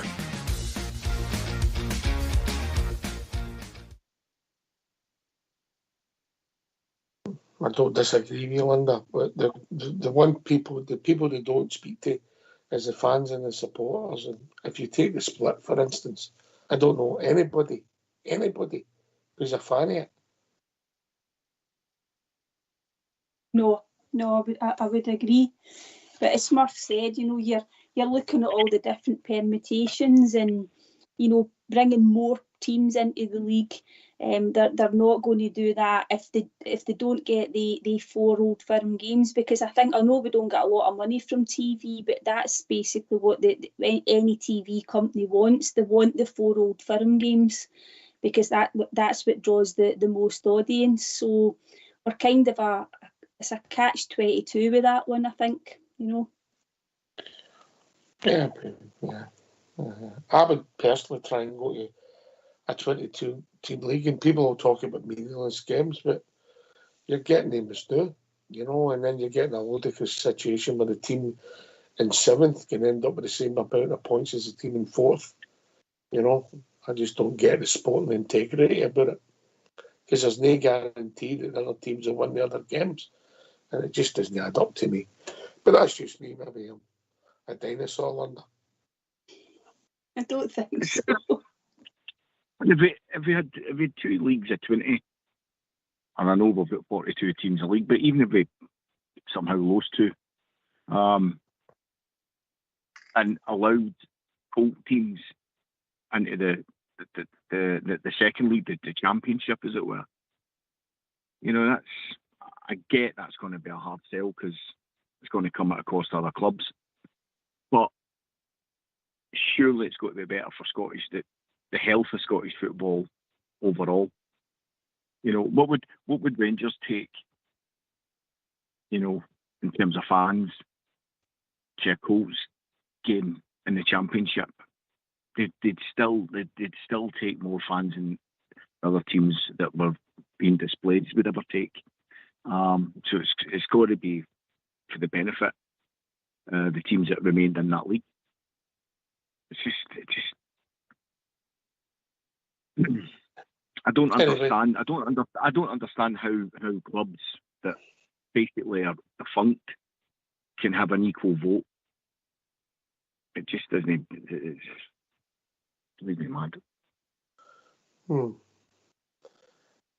Maybe call me cynical, but maybe there's the paymasters and then the people, the people that are getting bedry, they're going to pay back some stuff and look after people when a scandal breaks. But that's it out loud. Anyway,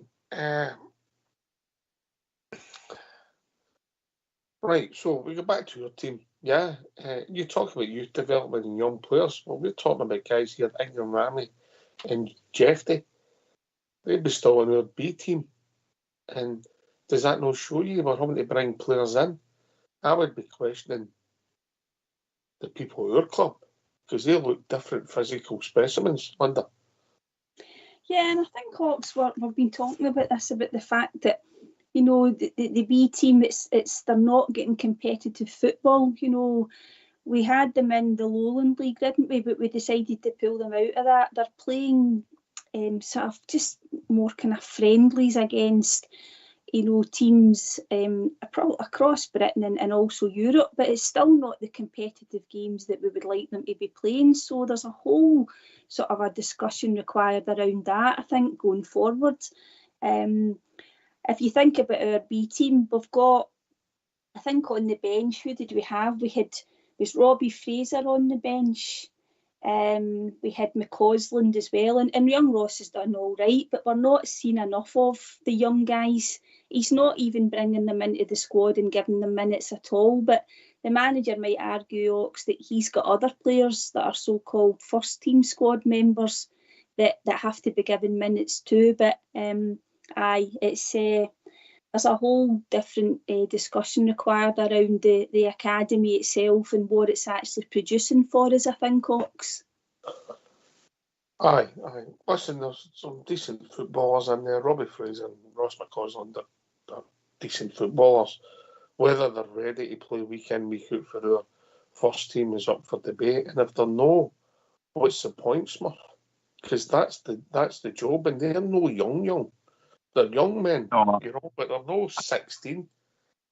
No, I get that, but again, I have sympathy with the guys that sort of run our sort of B team and whatever. There's no competitive league for them to play in. I don't see how they can kick on. They get to a point where they've got to go and play football, and they can't go straight. They don't have the talent or the physicality to go straight into the men's first team. So they've got to bridge that gap, and there isn't a competition for them to do it. So what do you do? I have no answer. The answer is you need a reserve league, or you need a Colts team in the championship, and we don't have either, and it's not going to happen. So when you say that there's a problem with the development of our kids, I think the problem's a wider problem for Scottish football. It's systemic. If you look at the other smaller clubs in Scotland, your Dundees, your Dundee Uniteds, etc., these players that we have in our B team, they get straight into their first team because the economics dictate that they've got to play them. And that's how that's how Conor Barron, for instance, develops, and we go and buy him. And again, even they are few and far between. But I think it's a problem how football set up in this country, rather than just with our club. It's no an easy. I don't think it's as black and white as that.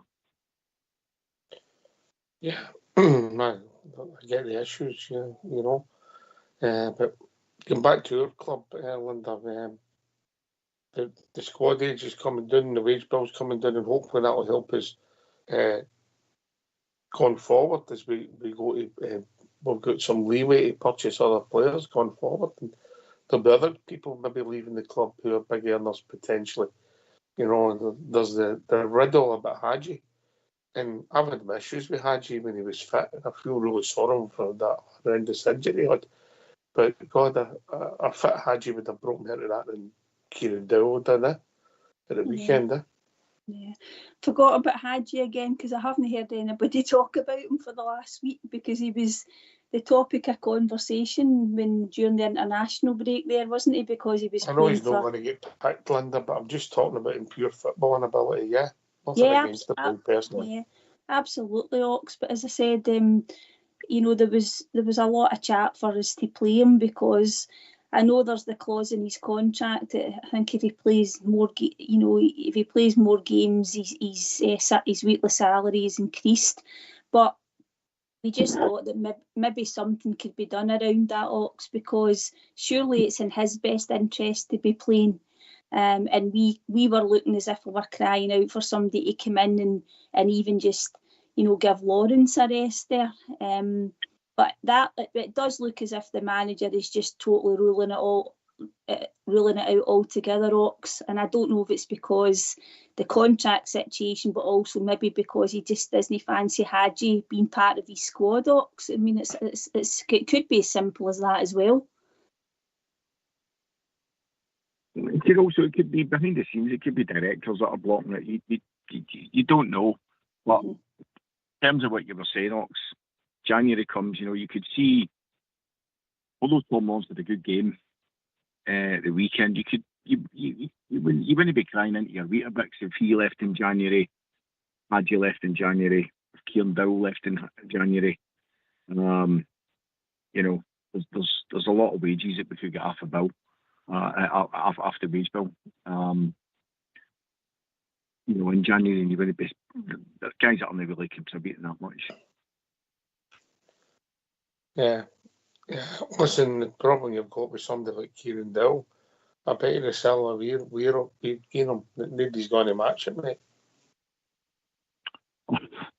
No chance. I mean, No. you know, he's look at his history. I mean, he's always perennially sort of injured. You know, he's just a guy that's always problems with injuries, etc. And so, you know, he's a championship player, and he's a gamble as well because of his history with injuries. So there's no danger he's going to get the salary we're beginning.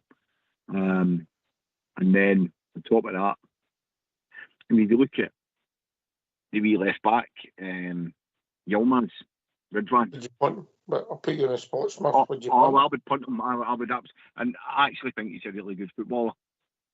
But I just don't want my left back to be 5'2". I want it to be like Jeffy. I want it to be 6 foot. Do you know what I mean? And I want it to be an athlete. I think he's a really, really good player. But he's made a Weetabix and he's just too small for me. So if we could get my money back, I'd take it. And would you punt him, Linda? You know. Yeah, I would agree with Smurf. He's not durable enough for this. I don't know if it's Scottish football or he'll struggle with that sort of all his career because of his build. I mean, Smurf's right, but I think if we could get our money back and maybe get a small profit on him, I don't think it would be. I think it would be good business if we moved them on maybe in January. I think if we started playing with smaller footballs, I'd keep them. Is that you being heightest? Well, he kicked the ball and he pulled a muscle, you know. I know, exactly. Exactly, Smuffy. And when was that? That was about 5 or 6 weeks ago, wasn't it? What game? When was that game? How did he get injured? I kicked the ball. 5 Peter weeks ago. Job, That my was football it. player. 5 weeks ago. You know. The last time we had a muscle injury, we never seen him for 9 months at the start of his career, didn't we?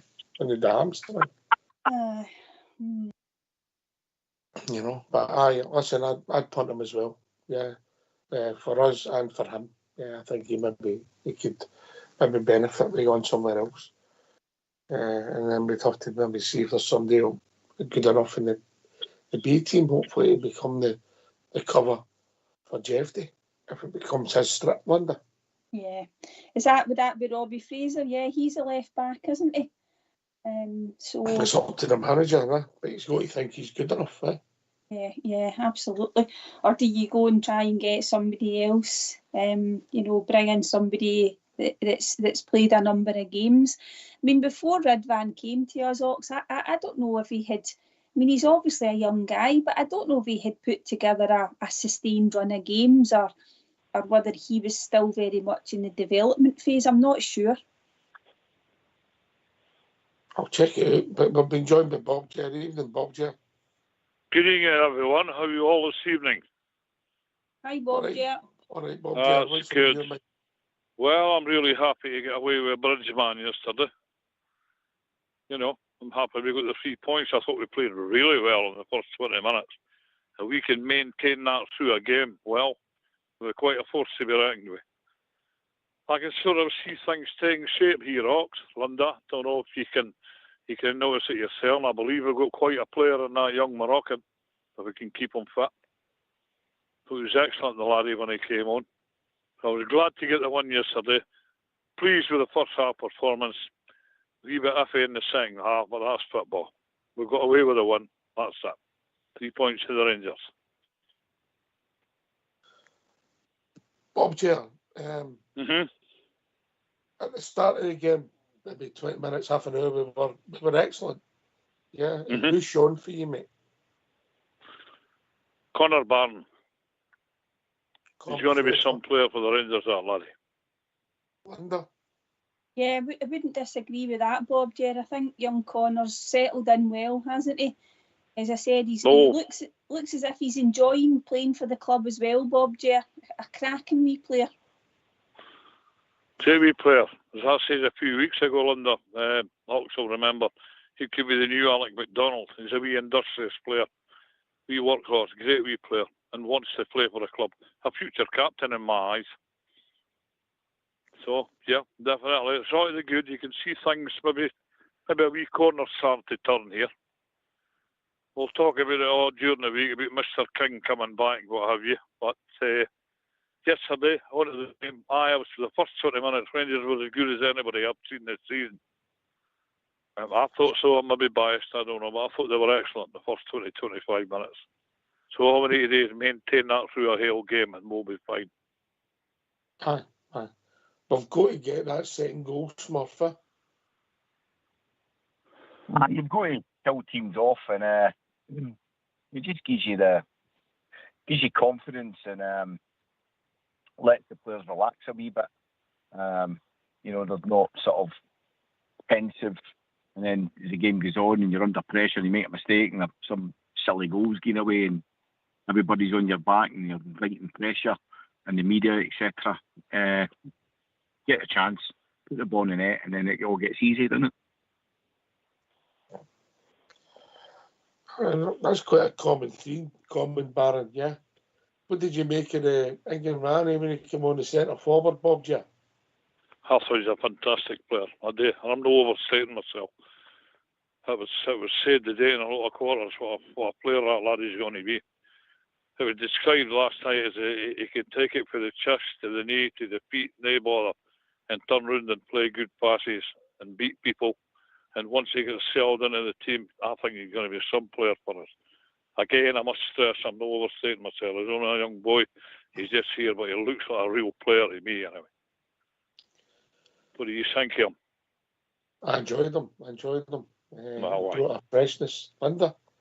Yeah, I think so, Bob Ger. We're all just wanting a change, aren't we? I mean, Dessers has got a role to play, Bob Ger, but we can't be relying on him. We need somebody else that's going to come in and even just take some of the pressure off him.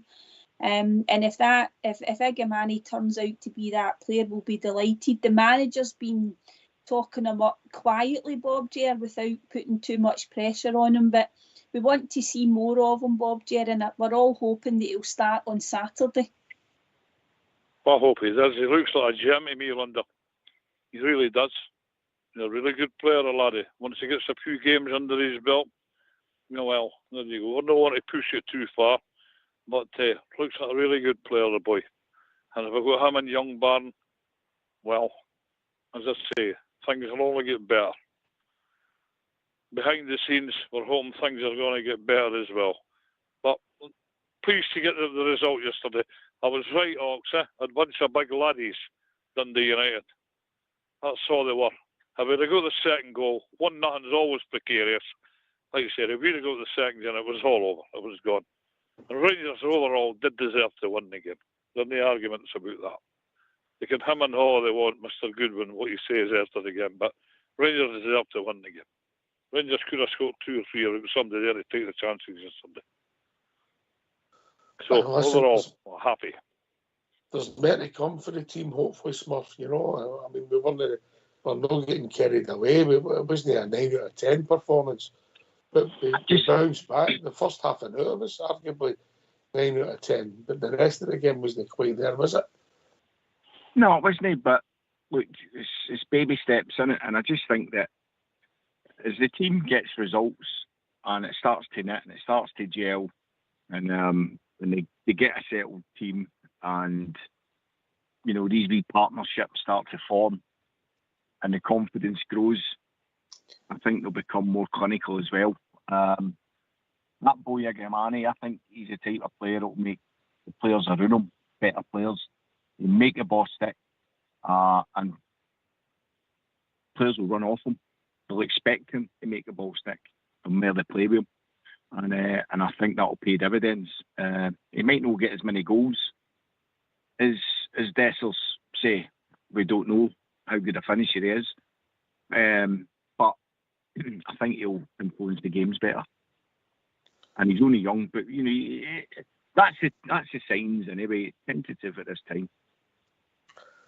Yeah, talking about potential and that, listen, just to let you know, we've spoke to Southside and he will be back for next weekend. Mr. AK, they go, and I don't think that experiment will ever work. We'll never try that again, Linda. A paltry 2 out of 6. Is he not giving up yet? No, is he still still keeps on trying, Ox. Oh, that was AK, Southside, had a week off. Yeah. All right, was that AK? Sorry, I didn't realise that. Well, bring back Southside. Yeah, it's a common theme. Common theme. Common At least theme, yeah. Southside might not get the results right, but at least he's a man of integrity and principle. Yeah. Aye, we'll give him that. AK's got a dollar me and he's putting another pin in it and another pin in it. I'm only kidding, Alec. I'm only kidding. Right, right. So we all agree there's blue shoots, yeah.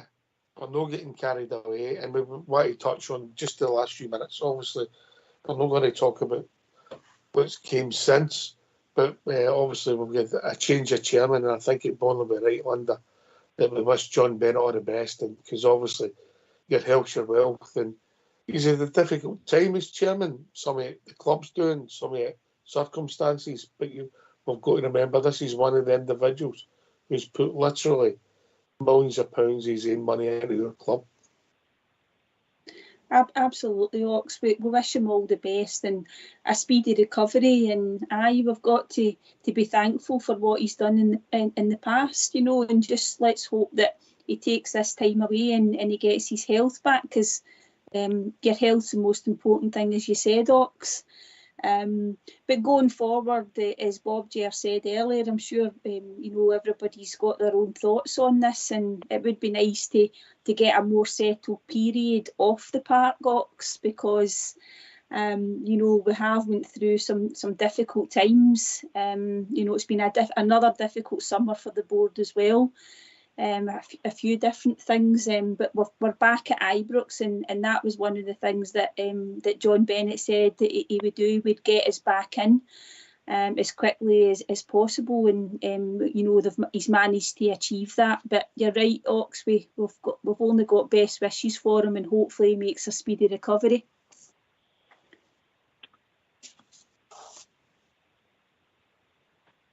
Smurf?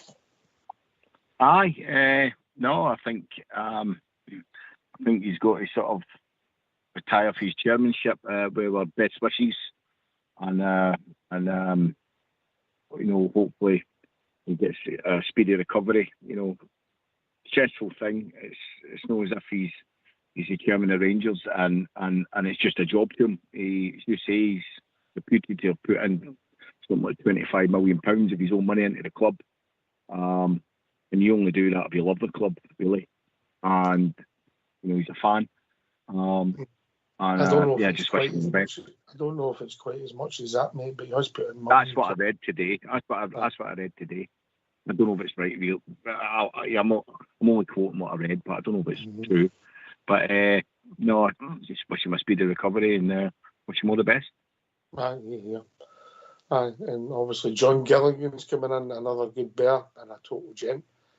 So we wish him all the best, and I don't know if it'll be a long or a short tenure. We'll see how things pan out, Bob Ger, but we wish him all the best. Absolutely. It doesn't matter what status you are in life. If you've got Rangers at heart, that's fine. Whether you're a chairman pumping loads of money into the club or a humble fan like me, we've all got one common denominator, and that's the love of Glasgow Rangers. I wish Mr. Bennett all the best. Obviously I do. And as I said, I think we're starting to see, as you said, blue shoots of recovery. We're starting to see a bit of stability behind the scenes, a bit of stability on the park will be nice. If you can carry on doing and get a few good, meaningful results, a lot of big games coming up, a lot to look forward to. So let's go for it, the Glasgow Rangers, and we'll see what happens. I think there's over 300,000 people put in for tickets for the D game, Linda. I mean, this is the thing, Ox, isn't it? Because that was the amount that said they wouldn't go to Hampden for other games. I mean, yeah. We're there as a fan base, and we've supported the club. And look, as you said, the fans that went up to Dundee United yesterday, the atmosphere that they created. And we're just really looking forward to get back to our home. I mean, it was awful what happened. It was a positive thing the club were trying to do. It was it was not a great situation to be in, but we're back in the stadium, and I'm sure everybody's really looking forward to going to the game on Saturday, Ox. But hopefully the players will turn up and put on a bit of a performance for us.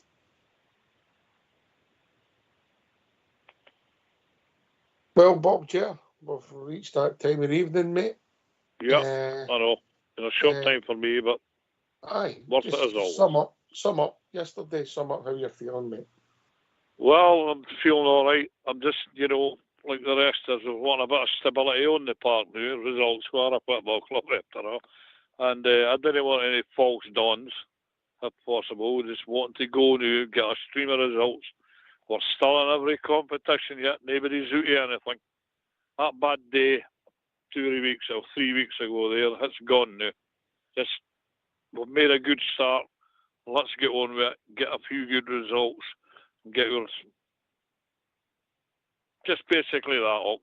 You can how nervous I get. Just basically that, get a few results under our belt, get the club buzzing again, on and off the park. Maybe you should get you and me a guitar and you could sing your message out at the end. You're no nervous. Well, I was at the doctor the other day. He says, Robert, you're never going to sing again. I says, how you know? He says, I heard you, you're murder. So, fair shout, mate. Fair shout. Oh, there you go. Smurf, There over you to go. you. Aye, just like one more. Oh, we seem to have lost Smurf there, Linda, right on cue now. Is he gone? I think so. I don't know if somebody shot him. Maybe he's out playing golf. I don't know. Oh, dear. Oh, Oh, right. good, Ox. Right, Ox. Did you not get that one at first, Bob? You know? I clocked it right away. Yes, well, we're moving swiftly on from that, Ox. He seems to have dropped out all Smurf. Over to you, Linda. Yeah, great show tonight, Ox. It's always a bit sweeter to come on after a victory. So Rangers, keep it going, because we just want our team to win, Ox, don't we? In small steps, but we can see improvements. Good to be on with your good self, and good night, everyone. Cheers. Obviously, you'll not be on for the next few weeks because it's been a while since you've had a holiday in it. No. I'm no better. No holidays forthcoming. They wanna. More holidays than Jackie and Ass as you. Right. Listen, I just want to thank Smurf. He had a wee bit in his bonnet about reconstruction. I think he's got a lot of positives in there. Thanks to Bob J, one of Rangers Radio's characters. Thanks to Linda for coming on and doing the show. Fox and Old School Blue for doing the technicals. This has been Rangers Radio. We'll be back tomorrow night between 8 and 10 talking about all things Rangers. Thanks for listening. Enjoy the rest of your evening. Take away, Old School Blue.